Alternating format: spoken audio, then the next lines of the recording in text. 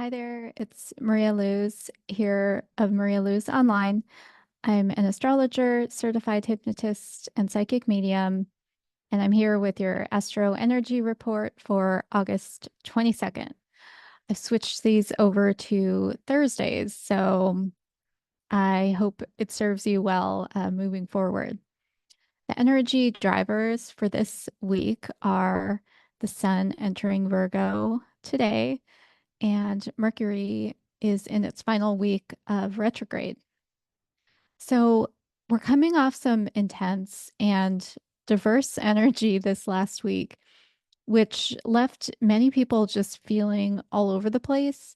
So now may be a good time to catch our breath and do some of that reflection that Mercury in retrograde asks us to do before it ends its retrograde period and then starts moving forward and will make its way through the sign of Virgo with the sun there as well now.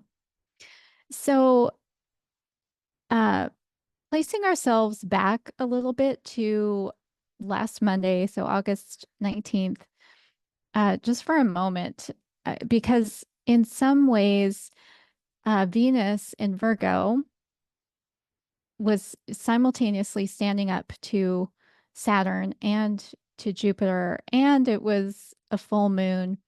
And it was the day after there was this Mercury cazimi, which is when the planet enters into that specific relationship to the sun. So there was a lot, there were other things happening as well. And so it could have highlighted where you have been serving a master which doesn't deserve your loyalty. That's kind of how I boiled it down because loyalty is there is some of that Leo energy, and there was that Mercury in Leo, the sun still in Leo with that Kazemi. And then just Venus was standing up to what are generally these, especially in the mythology, these ruling type of energies with Saturn and with Jupiter.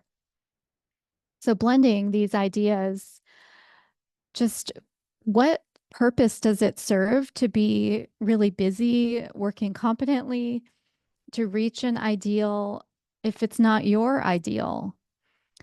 And I think at minimum, we need to acknowledge where our individual purpose or our ideals meet um, the the goals of the whatever we're serving, whether it's a company or a group or even a philosophy or something. So kind of heavy concepts, but I do think all of that energy was lined up for a reason for us as a collective to really be looking at these things. And just some of the conversations that I've had over the past few weeks that I and some of these people can really identify with Venus in Virgo really becoming a victim of her own competency and adaptability. And Virgo can slip into that masochistic mode pretty easily, and just ask anyone who has prominent Virgo energy in their birth chart. So, like a Virgo sun or Saturn in Virgo, Virgo moon, that type of thing. I have Mercury and Pluto in Virgo. So, what can happen with Venus in Virgo? Venus has that bias towards harmony. And then we've got these inclinations from Virgo to service and efficiency. And so all that kind of ends up with Venus being in this detriment of power. So, what it can look like, speaking from experience in a work situation, maybe, you get handed like the worst mega projects, and they've already been bungled once or twice, mismanaged. You get handed the people who really need to be managed out, but nobody has wanted to do it. You get volunteered, or you volunteer yourself for every kind of employee resource group. And all of these are just side jobs to your main job. And again, speaking for myself during these career periods, I was enervated, yet I was efficient. So, meaning I had no bodily or psychological sensations during this time, but I was killing it. And other people, I think, are starting to kind of starting to wake up to that. And so when I think back, emotional or spiritual kind of feelings or sensations were just not even on the radar. And so I think, going into Virgo season, which honestly I have a really hard time with because I have so much fixed energy, and cardinal energy. I struggle with kind of that adaptability that Virgo brings, that transition. Um, but it also pulls in the Pisces, so the spiritual side, because of the fact that they are on that same axis. So when I saw on the 19th, when I saw Venus making a stand to Jupiter and Saturn, I could relate to that piece as well because, um, as I said, it's mostly, let's face it, it's mostly women who are given those kind of jobs that um, they don't get a lot of glory. They're messy, but they have to get done, or they're just simply not compensated for.